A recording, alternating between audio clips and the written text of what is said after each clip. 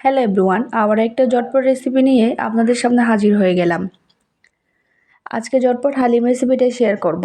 ঝটপট হালিম বানানোর জন্য রেডিমিক্স হালিমের প্যাকেটগুলাই বেস্ট। এখানে একটি আমি রাঁধুনি হালিম মিক্স নিয়েছি। প্রথমে প্যাকেটের মশলাটা একটা বাটিতে নিয়ে নিব, তারপর 2 কাপ ফুটন্ত গরম পানিতে হালিমের মিশ্রণটা ঢেলে দিব।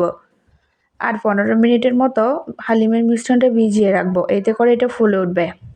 এখন রান্নার জন্য চুলায় একটা প্যান বসিয়ে দিব। প্যানে দিয়ে দিব পরিমাণ মতো তেল, 1 কাপ পেঁয়াজ কুচি। তেলের সাথে নেড়েচেড়ে পেঁয়াজটা একটু ভেজে নিব। আর এর মধ্যে দিয়ে দিব 1 চামচ আদা বাটা, 1 চামচ রসুন বাটা, সাথে দিব 1 চামচ মরিচের গুঁড়া আর হাফ চামচ গরম মশলার গুঁড়া। আর প্যাকেটে যে মশলাটা ছিল ওখান থেকে অর্ধেক দিয়ে দিব। আর দিব লবণ। এখন সবকিছু ভালোভাবে মিশিয়ে নিয়ে এর মধ্যে দিয়ে দিব 400 গ্রামের মতো গরুর মাংস। এখানে আমি মাংসের হাড়, চর্বি সবকিছু মিক্স করে নিয়েছি। আপনি চাইলে আপনার হাতের কাছে থাকা যে কোনো মাংস দিয়ে করতে পারেন। এখন 1 কাপ পানি দিয়ে মাংসটা ভালোভাবে কষিয়ে নিব। মাংসটা কষানো হয়ে গেলে আর মাংসের পানিটা টেনে গেলেই হালিমের মিশ্রণটা ঢেলে দিব।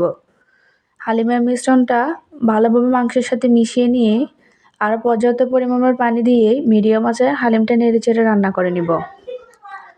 যতক্ষণ না পর্যন্ত হালিমটা সিদ্ধ হচ্ছে আর মিশ্রণটা অনেকটা ঘন হয়ে আসছে, ততক্ষণ পর্যন্ত মিডিয়াম আঁচে নেড়েচেড়ে হালিমটা রান্না করতে হবে। এখন এর মধ্যে দিয়ে দিব কয়েকটা কাঁচামরিচ কুচি, স্বাদ মতো লবণ আর প্যাকেটের যে বাকি মশলাটা ছিল উঠাই দিয়ে একটু মিশিয়ে নিব। এখন হালিমটা রেডি।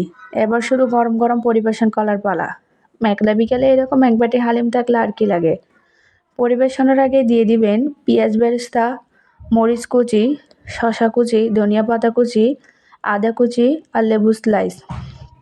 এগুলো দিয়ে পরিবেশন করলে হালিমের টেস্টটা কিন্তু অনেক ভালো আসে। একদম সহজ রেসিপি দিয়ে শেয়ার করলাম। কেমন লেগেছে অবশ্যই জানাবেন। আর ভালো লাগলে একটা লাইক দিতে ভুলবেন না কিন্তু। তবে আজ এ পর্যন্তই। আল্লাহ হাফেজ।